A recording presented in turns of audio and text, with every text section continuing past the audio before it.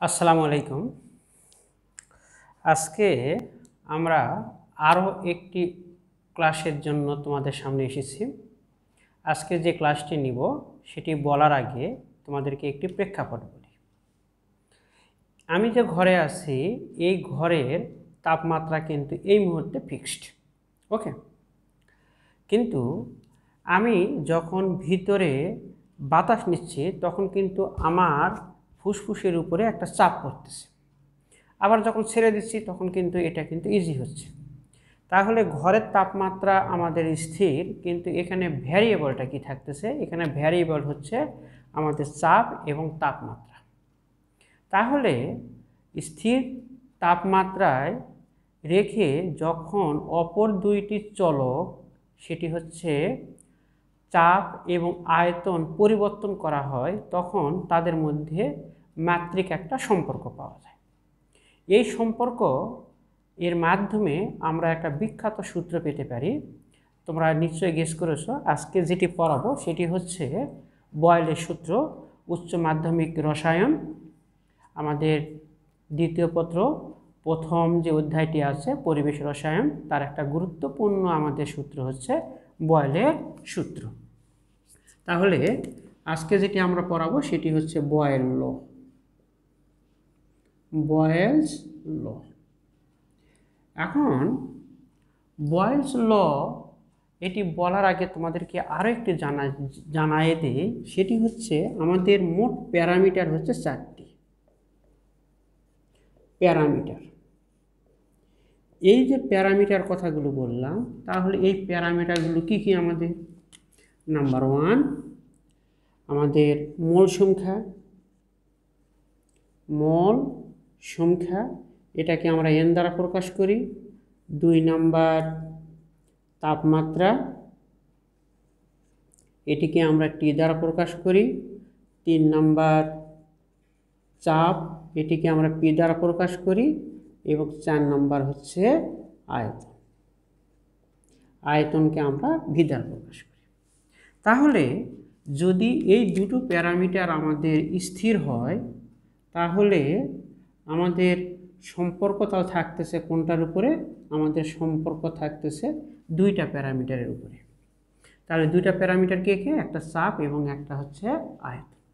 তাহলে অলরেডি আমরা বুঝতে পেরেছি যে এখানে আমাদের বয়েলের সূত্রে স্থির থাকে হচ্ছে তাপমাত্রা আর হচ্ছে মোল সংখ্যা, আর পরিবর্তিত হয় এখানে চাপ এবং আয়তন। তাহলে এর ব্যাকগ্রাউন্ডটা অলরেডি আমরা জেনে ফেলেছি। এখন আমরা যেটি জানবো সেটি হচ্ছে এটি কত সালে আবিষ্কার করা হয় ইত্যাদি বিষয়গুলো আমরা একটু ছোট্ট পরিসরে জেনে নিই। সেটি হচ্ছে আবিষ্কারক রবার্ট বয়েল। ইনি একজন আইরিশ পদার্থবিদ এবং ইনি একজন রসায়নবিদ।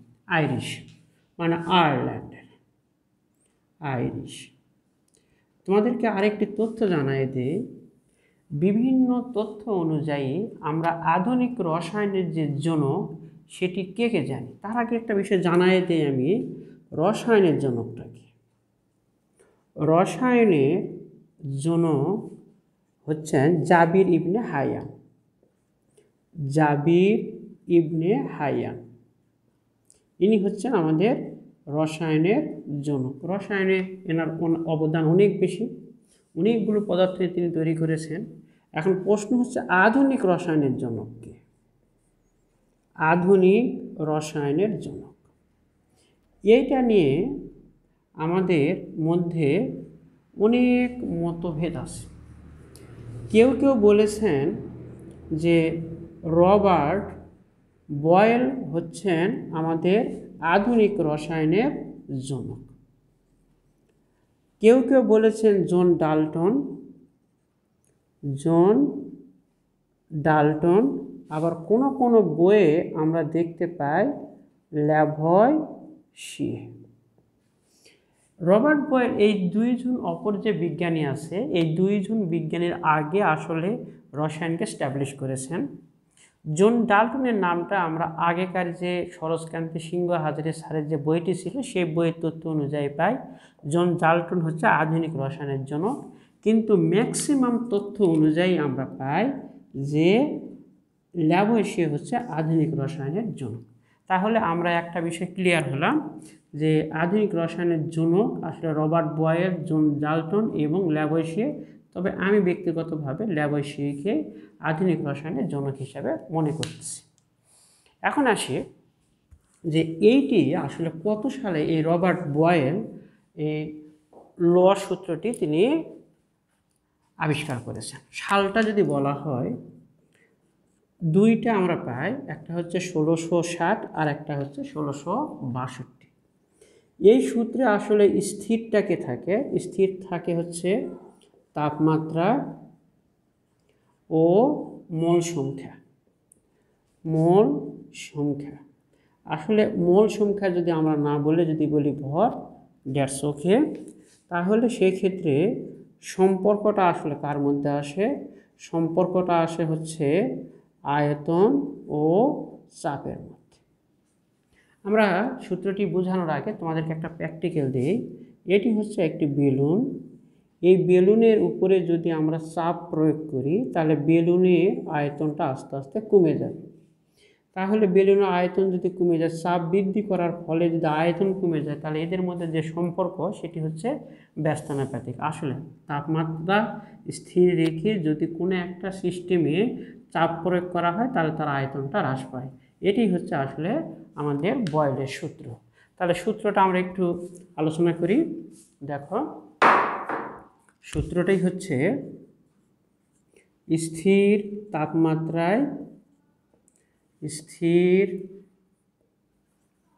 তাপমাত্রায় নির্দিষ্ট ভরের কোনো গ্যাসের আয়তন উহার উপর প্রযুক্ত চাপের ব্যস্তানুপাতিক। এখন আমরা এটাকে যদি সূত্র আকারে লিখি তাহলে V inversely proportional to P, যখন টি ও এনটা আমাদের স্থির থাকে। তাহলে বয়েলের সূত্রের প্রাথমিক যে ধারণা, এই ধারণাটা অলরেডি আমরা পেয়ে গেছি।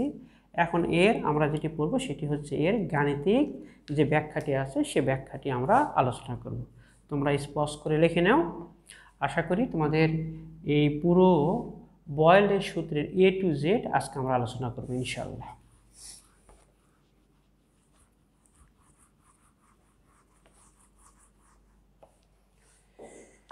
তাহলে গাণিতিক রূপ যদি আমরা দেখি,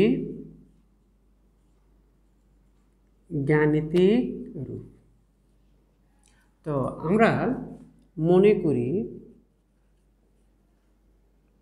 স্থির তাপমাত্রায় নির্দিষ্ট ভরের গ্যাসের আয়তন ইকুয়াল টু ভি এবং চাপ ইকুয়াল টু পি আমরা ধরে নিলাম। ওকে, এখন দেখো সূত্র অনুযায়ী তাহলে আমরা কি পাই? সূত্র অনুযায়ী পাই ভি ইনভার্সলি প্রপোর্শনাল পি, যখন টি ও এনটা আমাদের স্থির থাকে, বা আমরা জানি সমানুপাতিক উঠে গিয়ে একটি কে ধ্রুবক থাকে 1/p। এখানে যে কেটি পাচ্ছি সে কে হচ্ছে সমানুপাতিক ধ্রুবক,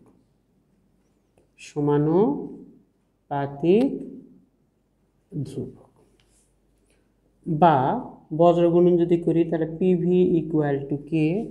এটি হচ্ছে আমাদের 1 নম্বর সমীকরণ। একটা বিষয় যদি এখন বলি, আমার হাতের দিকে একটু তাকাও। এখানে যদি আমি চাপ প্রয়োগ করি তাহলে এখানকার চাপটাকে বলতেছি আমি P1 এর জন্য আয়তনটা পাচ্ছি আমি V1। চাপ যদি আরও দেই তাহলে সেই ক্ষেত্রে চাপটাকে বলতেছি P2, আয়তনকে বলতেছি V2। তাহলে কোনো একটা সিস্টেমে যদি আমরা চাপ প্রয়োগ করি তাহলে সেক্ষেত্রে তার আয়তনটাও কিন্তু পরিবর্তিত হবে। তাহলে আমরা যদি বলি P পরিবর্তিত হয়ে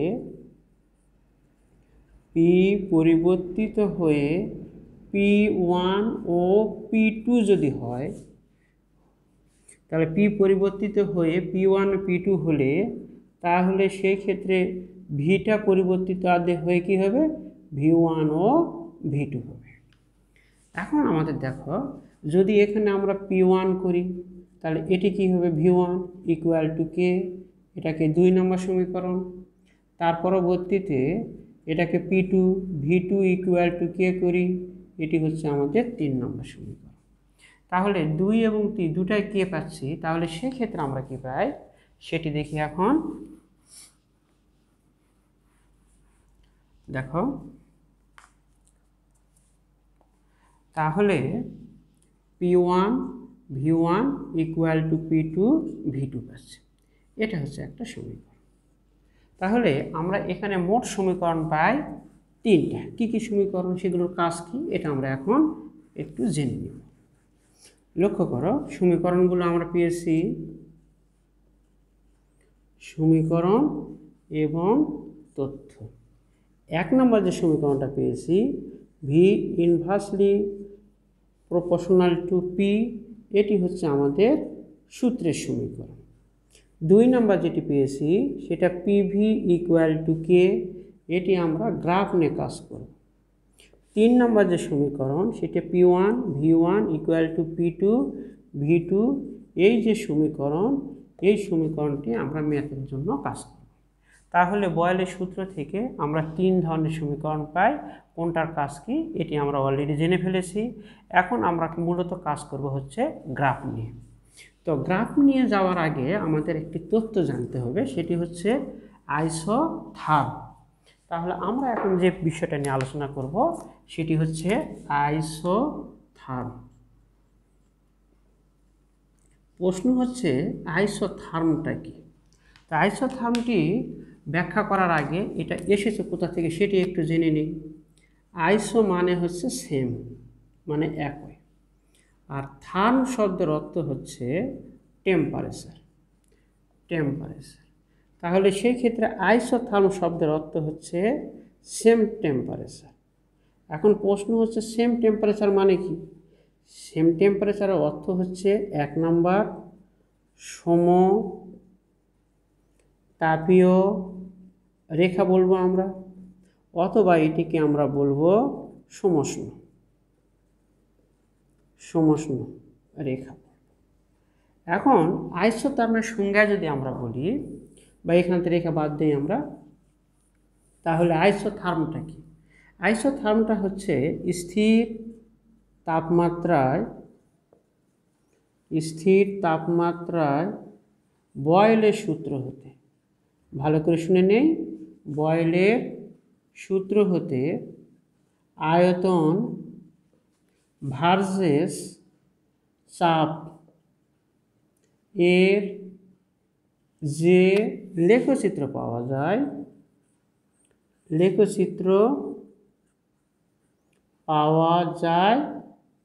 তাকে আইসোথার্ম বলে।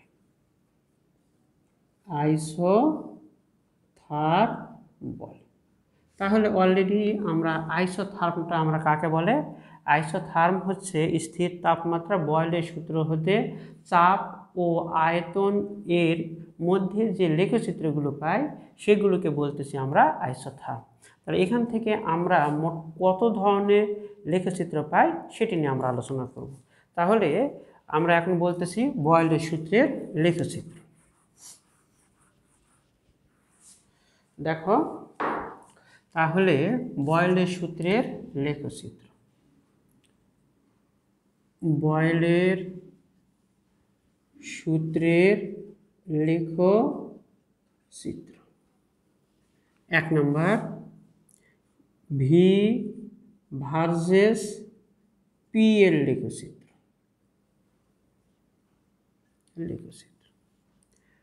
তোমাদের একটি বিষয় জানায় দেই, বনামের আগে যা থাকে সেটিকে বলা হয় আমাদের ওয়াই অক্ষ এবং বনামের পরে যা থাকে সেটি হচ্ছে এক্স অক্ষ। তাহলে আমি বলতেছি ভার্সেস এর পূর্বে যেটি থাকবে, পূর্বে বা আগে যেটি থাকে সেটি অলওয়েজ ওয়াই অক্ষ, এবং ভার্সেসের পরে যেটি থাকে সেটি হচ্ছে আমাদের এক্স অক্ষ। এটুকু তো ক্লিয়ার। এখন আমাদের সমীকরণটা কী ছিল, সমীকরণটা দেখি আমরা একটু। আমরা জানি পিভি ইকুয়াল টু কি। এখন দেখো তোমরা, তাহলে এখানে ভিটা কি, তাহলে আমরা বলতেছি ভি ইকুয়াল টু ভার্সেসের আগে তাহলে ওয়াই অক্ষ, ওকে। আর পিটা কি, এখানে পিটা হচ্ছে এক্স অক্ষ। তাহলে এই সমীকরণটাকে আমরা যদি নিজের মতন করে নিই, তাহলে এখানে P equal to X, Y equal to, এখানে V equal to Y equal to K. তাহলে X Y equal to K, এই যে সমীকরণটি, এটি হচ্ছে সমীকরণটি আমাদের আয়তাকার অধিবৃত্তের সমীকরণ, অধিবৃত্তের সমীকরণ। তাহলে অলরেডি আমরা যে সমীকরণটি পেয়েছি পিভি ইকুয়াল টু কে, এই সমীকরণে যদি আমরা এইভাবে করি, এটি হচ্ছে এক্স অক্ষ, এটি হচ্ছে ওয়াই অক্ষ, তাহলে এটি হচ্ছে আমাদের পি, এটি হচ্ছে আমাদের ভি।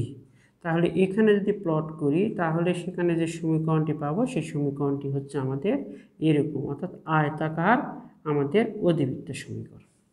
তাহলে আমরা ভি বনাম পি এর যে লেখচিত্র পেয়েছি সেটি হচ্ছে আমাদের আয়তাকার অধিবৃত্তের একটি সমীকরণ। এখন এই সমীকরণে আমাদের কিছু ম্যাথ আছে, প্রতিটি গ্রাফের সাথে সাথে আমি তোমাদের ম্যাথগুলো বুঝে দিব, তোমাদের যেন কোনো প্রবলেম না থাকে। তাহলে এইটুকু পজ করো এবং সুন্দর করে লিখে নাও। এখন দেখো, এই যে আমরা লেখচিত্রটি পাইলাম, এই লেখচিত্রকে আমি যদি এই জায়গাতে প্লট করি, দেখো, তাহলে সেই ক্ষেত্রে আমি, এটি হচ্ছে এক্স অক্ষ, এটি হচ্ছে ওয়াই অক্ষ, এটি হচ্ছে ভি, এটি হচ্ছে পি, আর এটি হচ্ছে আমাদের লেখচিত্র। এই লেখচিত্রের এটিকে যদি আমরা এইভাবে ব্লক করি, তাহলে একটা অংশ পাই, এখানে আর একটা অংশকে আমরা ব্লক করলাম। তাহলে এটিকে যদি আমরা ভি1 বলি, তাহলে এর রেসপেক্টে আমরা যে পিটা পাচ্ছি সেটি হচ্ছে পি1। এটাকে যদি ভি2 বলি, এর রেসপেক্টে যেটি পাচ্ছি সেটি হচ্ছে পি2।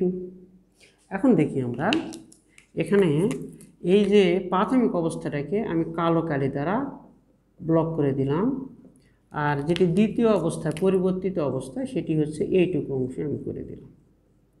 এখানে তোমাদের দেখে হয়তো বা এখানকার যে ক্ষেত্রফল সেটি ভিন্ন মনে হতে পারে, কম বেশি মনে হবে, কিন্তু আমাদের যে ট্রুলি যে মানটি পায় সেটি হচ্ছে পি1 ভি1, এর মান যেটি সেটি হচ্ছে পি2 ভি2, দেখতে যত ছোট হোক বা বড় হোক।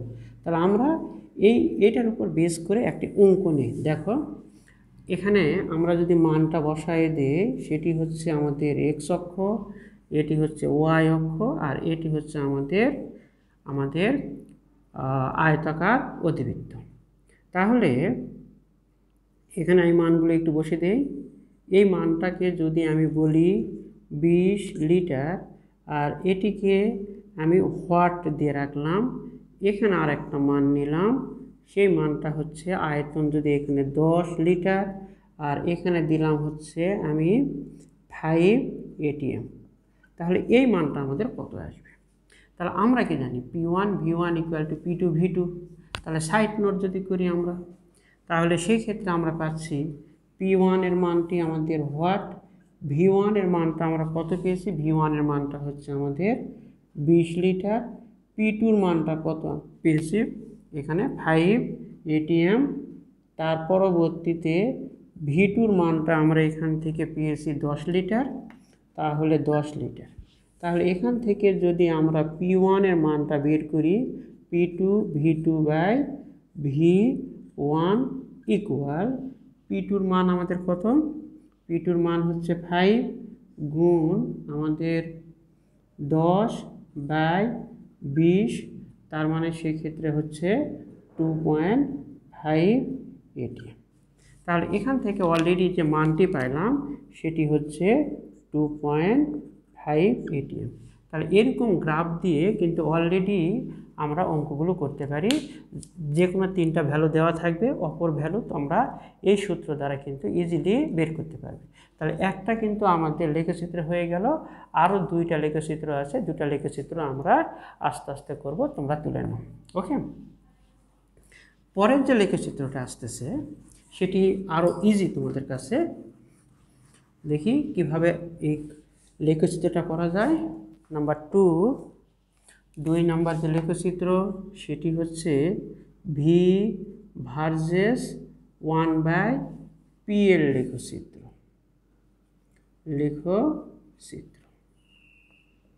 এখন আমরা যে সূত্রটা জানি সেই সূত্রটা হচ্ছে, আমরা জানি পি ভি ইকুয়াল টু কে। এখানে 1/p আছে, তাহলে এখানে 1/p করে দিই।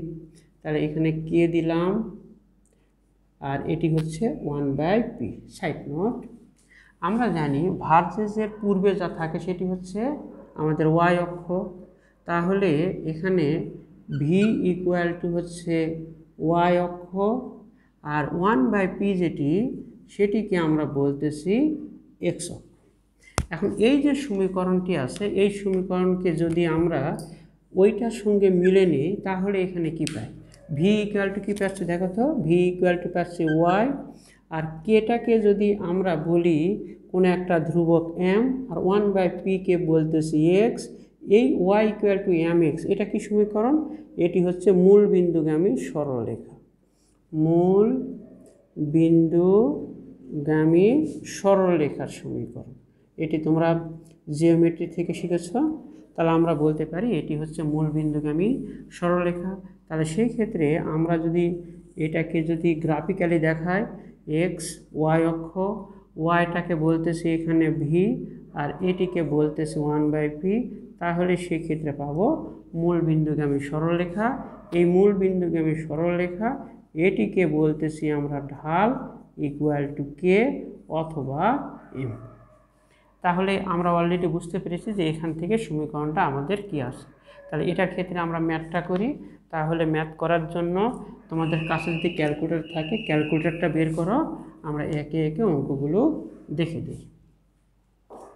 দেখো সোজা করে, এটি হচ্ছে আমাদের সমীকরণ, এটি হচ্ছে এক্স অক্ষ, এটি হচ্ছে ওয়াই অক্ষ, আর এটি হচ্ছে মূল বিন্দুগামী সরলরেখা, এটি হচ্ছে আমাদের ভি, আর এটি হচ্ছে 1/p, আর এটি হচ্ছে ঢাল।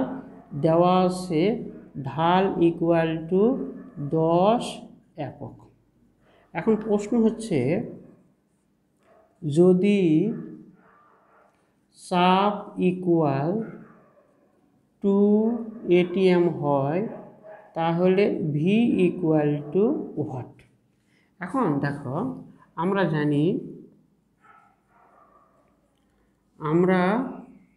জানি PV equal to K. Side note যদি আমরা করি, এখানে কে হচ্ছে আমাদের ঢাল, আর ঢালের মানটা এখানে কত দেওয়া আছে 10 একক, পি এর মানটা দেওয়া আছে 2 ATM, আর ভি ইকুয়াল টু হচ্ছে আমাদের হোয়াট। এখন মানগুলো যদি এখানে আস্তে করে পুট করে দেই তাহলে সেক্ষেত্রে যে মানগুলো আসে সেটিকে আমরা দেখব। ভি ইকুয়াল টু এখানে পাবো আমরা কে/পি, কে এর মান হচ্ছে 10/2 ইকুয়াল টু 5 একক।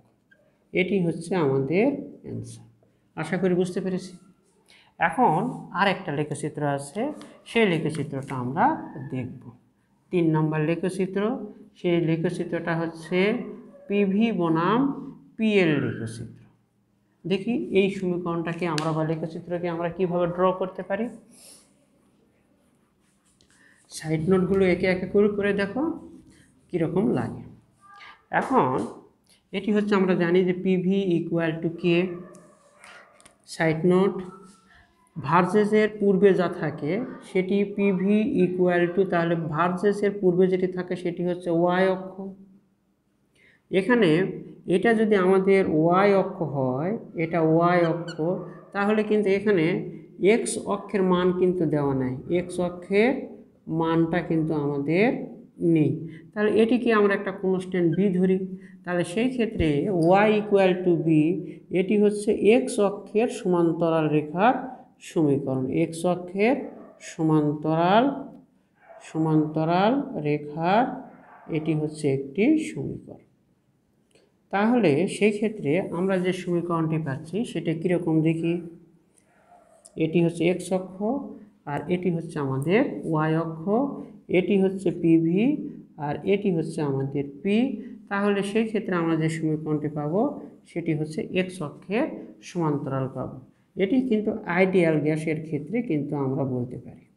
ওকে, এখন আমরা এটাকে প্রমাণ করব যে এই সমীকরণটা আমাদের হয় কি না। তাহলে সেটার জন্য আমরা একটি অবস্থা বিবেচনা করি।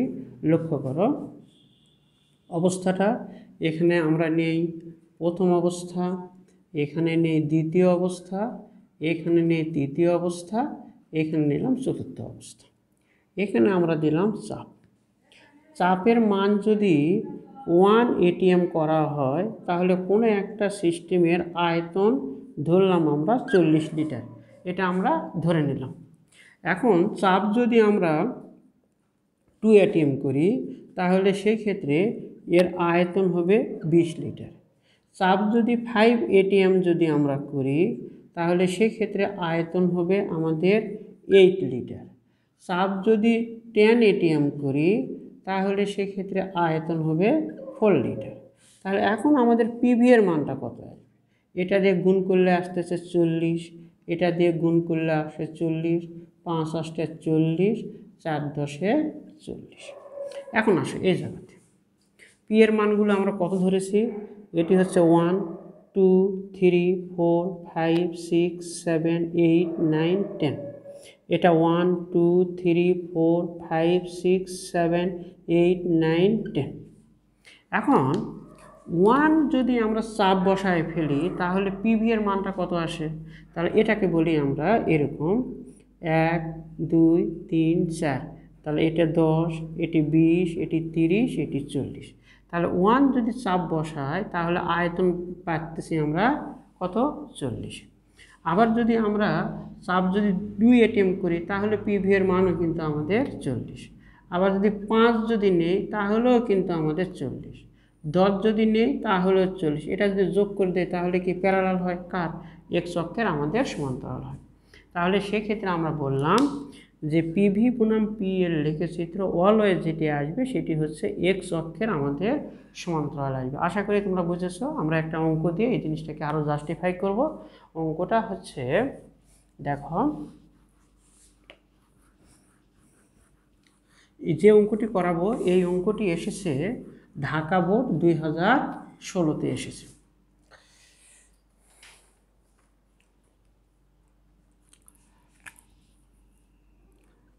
ঢাকা বোর্ড 2016। এখানে চাপ দেওয়া আছে যে মানটা সেটি হচ্ছে ATM এ, আর আয়তন যেটি দেওয়া আছে সেটি হচ্ছে লিটারে। চাপ মনে করো দেওয়া আছে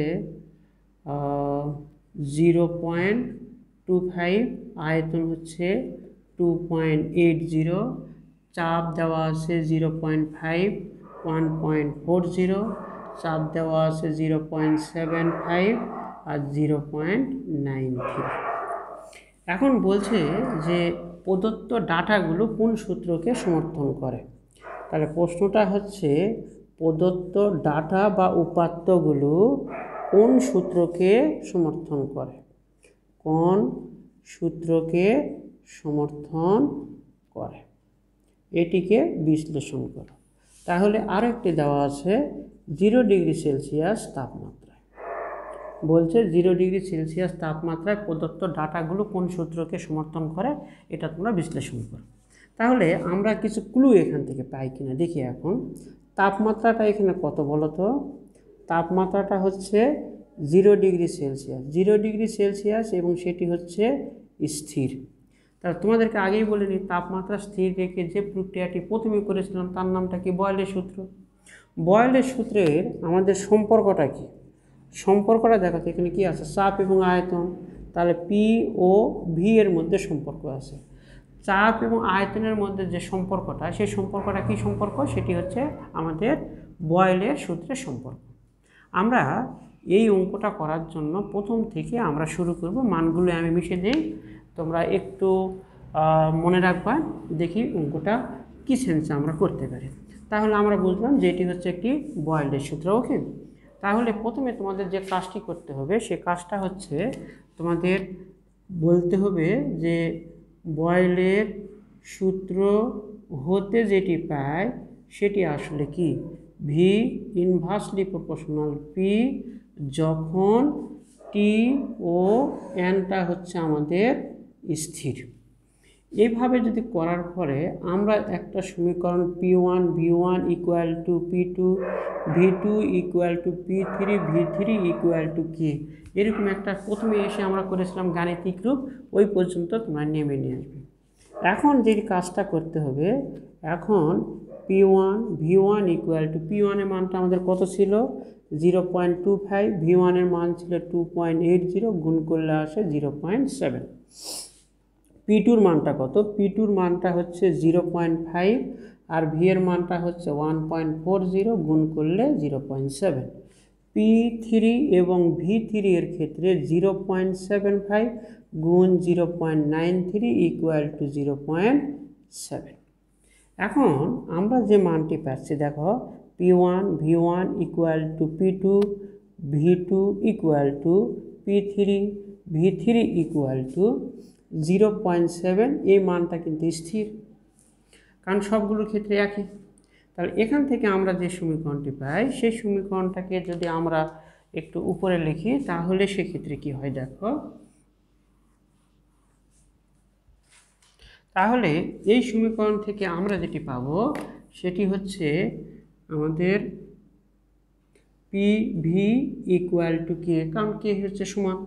তাহলে বা V equal to K 1/p, বা ভি সমানুপাতিক এবং সমান এবং ধ্রুবক মিলে যেটি হয় সমানুপাতিক 1/p। এটি কোন সূত্র বলো তো? আমাদের এটি হচ্ছে বয়েলের সূত্র, এটি হচ্ছে বয়েলের সমীকরণ। বয়েলের না, আসলে বয়েলের সূত্রের সমীকরণ। ওকে, তাহলে আমরা প্রদত্ত ডাটাগুলো কোন সূত্রকে সমর্থন করে? সেটি হচ্ছে বয়েলের সূত্রকে, এটি হচ্ছে আমাদের সমর্থন করে, বয়েলস লকে সমর্থন করে। তাহলে অলরেডি আমরা বুঝতে পারলাম যে বয়েলের সূত্র থেকে আমরা যে কার্ভটা পাই, সে কার্ভ হচ্ছে মোট তিনটা। একটা হচ্ছে ভি বনাম পি, একটা ভি আমাদের বনাম 1/p, আর একটা হচ্ছে পিভি বনাম পি। আশা করি এইটাও তোমরা বুঝতে পেরেছো। এখন এইটার কিছু অঙ্ক আছে, সেই অঙ্কগুলো আমরা একটু একে একে দেখব। ওকে, দেখো অঙ্কগুলো যদি আমরা করি তাহলে কীরকম হয়। আমাদের এখন যে এটা করতেছি সেটি হচ্ছে ম্যাথ। এটি ম্যাথটা একটা সোজা একটা ম্যাথ দেই, ভালো করে দেখো। এটি হচ্ছে একটি সিস্টেম, এই সিস্টেমের উপরে আমি চাপ প্রয়োগ করেছি, ধরো যে 5 ATM। এখানে যে আয়তনটা আছে, সেই আয়তনকে যদি আমি বলি যে 10 লিটার আছে। এখন বাইরে থেকে যদি আমি চাপটাকে বৃদ্ধি করে দিলাম, চাপটাকে বৃদ্ধি করে আমি করলাম হচ্ছে ধরো যে 15 ATM করছি, এখানে 15 ATM চাপ প্রয়োগ করলাম, তাহলে সেক্ষেত্রে এটার যে আয়তনটা কত এটা আমাদের বের করতে হবে। তাহলে দেখো, এখন আমরা জানি P1 V1 equal to P2 V2। তবে একটা শর্ত আছে, এটা মনে করো যে 25 ডিগ্রি সেলসিয়াস তাপমাত্রায় এই সিস্টেমটা পরিচালিত হয়েছে। তাহলে P1 এর মানটা কত প্রাথমিক অবস্থায়? 5 ATM। V1 এর মানটা কত? V1 এর মানটা হচ্ছে 10 লিটার। P2 মানটা কত আমাদের, ধরো যে 15 ATM। তাহলে V2 ইকুয়াল টু হোয়াট? তাহলে সেক্ষেত্রে V2 ইকুয়াল টু আমরা পাচ্ছি P1 V1 বাই আমাদের P2। তাহলে P1 এর মানটা কত, 5, আর V1 এর মান হচ্ছে 10, এখানে 15, 5 দিয়ে কাটলে 3, তাহলে 3.33 লিটার। তাহলে এখানে যে আয়তনটা পাচ্ছি সেই আয়তনটা হচ্ছে 3.33 লিটার। আশা করি ম্যাথটা তোমরা বুঝতে পেরেছো। এখন আর একটা ম্যাথ তোমাদেরকে দেই, সেই ম্যাথটা দেখো। আমি এটা মিশে দিই।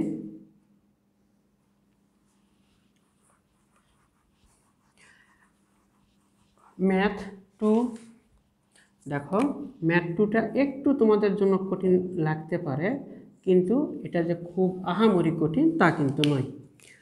এখন এটা হচ্ছে একটা সিস্টেম, একই অঙ্ক একইভাবে করবো। দেখো এখানে একটা মার্বেল আছে, এটি হচ্ছে একটা মার্বেল, আর মার্বেলটা হচ্ছে একটি কঠিন পদার্থ। এর উপরে চাপ প্রয়োগ করলাম 5 ATM। আর এটার আয়তন ধরো আমাদের আছে 1.4 সেন্টিমিটার কিউব। এখন এর উপর চাপ প্রয়োগ করলে তোমরা জানো কিনা জানি না যে কঠিন পদার্থ এবং তরল পদার্থের উপর চাপের কোনো প্রভাব নেই।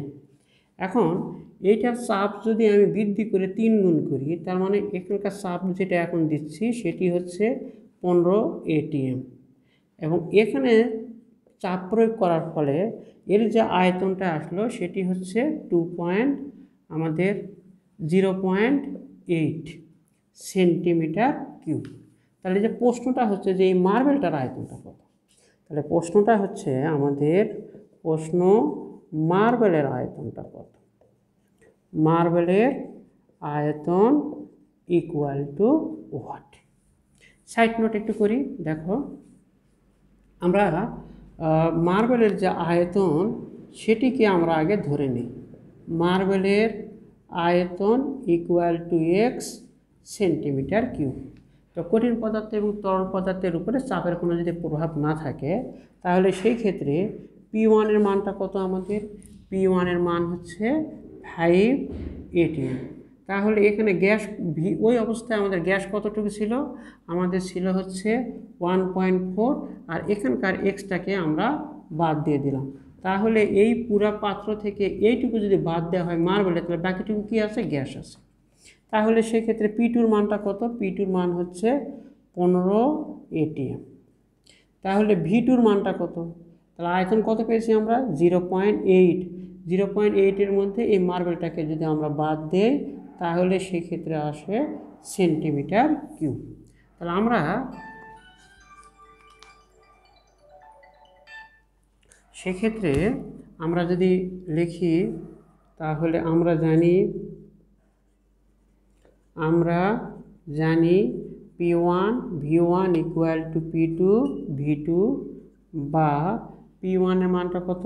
5, আর V1 এর মান 1.4 মাইনাস x, V2 এর মান হচ্ছে 15, 0.8 মাইনাস x। 5 দিয়ে যদি 15 কেটে দিই, তাহলে সেই ক্ষেত্রে থাকে হচ্ছে 3।